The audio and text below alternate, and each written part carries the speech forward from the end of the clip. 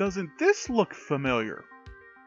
Arizona teachers vow they will come back at the Capitol as walkout continues. Who'd have thought paying teachers poorly for years on end finally came back to bite the government in the ass?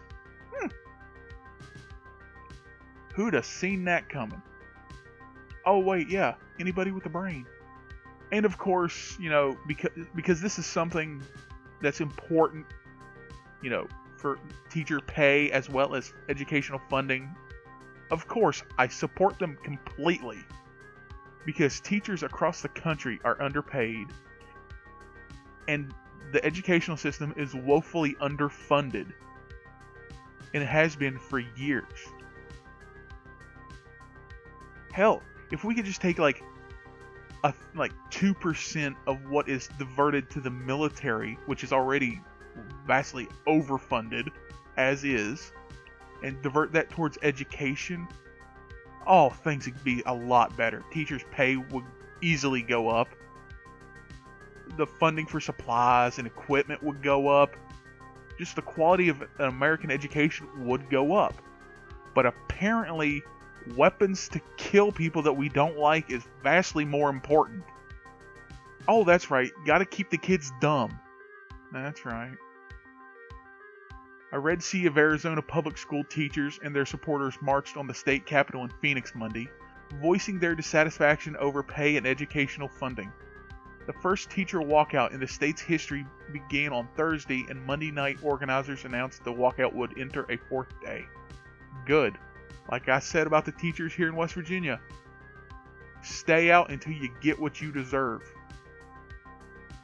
We will be back at the Capitol tomorrow to continue to fight for our students and state, said Noah Corvallis, a teacher and #RedForEd movement and Arizona Educators United organizer and spokesman.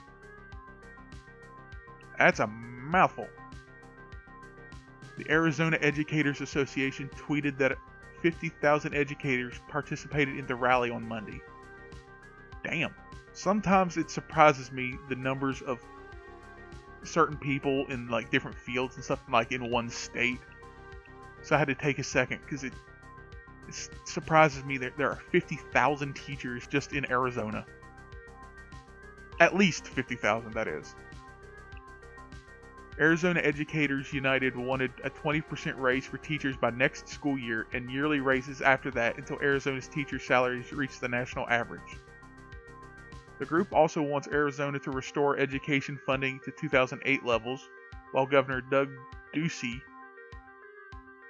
I probably screwed that up, and I apologize, has offered to restore $371 million in cuts over 5 years. The governor's plan, which he calls 20 by 2020, raises teacher pay by 20% over 2 years. He tweeted, "Arizona's economy is thriving. We have the revenue to give our teachers a 20% pay increase and restore recession-era cuts to K through 12. Let's get this done. #20 by 2020. Now, I don't know their levels, so I can't really comment, but hopefully that's a start in the right direction. We have a press release and a tweet from the governor, but we don't have details on 20 by 2020. They could have passed a budget that funds our schools by now. They could have worked over the weekend to get it done, but they didn't," Corvallis said in a letter sent to his supporters Monday that was co-signed by Joseph H. Thomas, president of the Arizona Education Association. On the floor of the State House, Minority Leader Rep. Rebecca Rios called the governor's budget a shell game.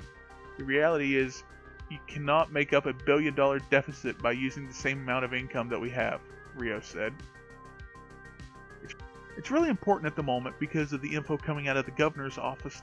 The way it's being put forward is that a deal has been struck, which makes it seem like two sides met. That's not the case, Jonathan Perrone, who was at the rally, told CNN affiliate KTVK.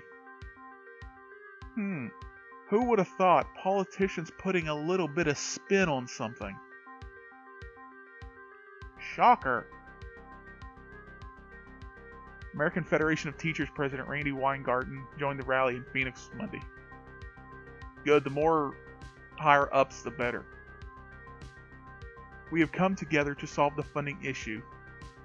Doug Ducey needs to talk to teachers and work with Republicans and Democrats to come up with real solutions, she tweeted. Over 50,000 citizens showing up here tells me it's time for this change to happen, Lisa Wyatt, a parent, told CNN affiliate KTVK. Of course, they need to be one of the highest paid professions in the country. But that's never going to happen because all that money is going to athletes, CEOs that hardly do anything, and people that don't fucking deserve it. To ask us just to trust is hard because when you look at history, it's hard to trust, said third grade teacher Gwen Kordiak. To ask us to go back to the classroom when most people haven't even seen the bill. We've been talking to lawmakers that haven't seen the bill yet. We're not going on blind faith, which is good because once they get them back in the classroom, nothing can get done. Take an example from West Virginia teachers. Keep your foot on their throat until they stop fighting and give you what you deserve. Many school districts throughout the state were closed Monday due to the walkout and have announced they will remain closed Tuesday, including the two largest school districts in the state, Mesa Public Schools and the Tucson Unified School District. Another large school district, Sunnyside Unified School District, announced it will remain closed at least through Friday. That's good. Like I said, keep your foot on their throat until they give you what you deserve. We don't want to be out of school another day, Corvallis and Thomas said in their letter. We would rather be back in our classrooms, teaching our students and finishing the year strong. Which most, if not all, teachers want that. And most parents want that because they want their child, who's a student, to get a good education. But they can't get a good education when their teachers are on strike because the teachers are being paid piss poorly. So, you pay and fund the teachers accordingly, properly I should say. They will go to work, teach the students, everybody's happy. How is that such a strange concept?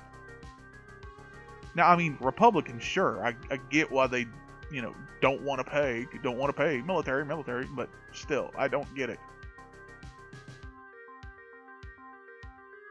But, like I said, I'm supporting these teachers. I'm a hashtag red for ed, if you want to call it that.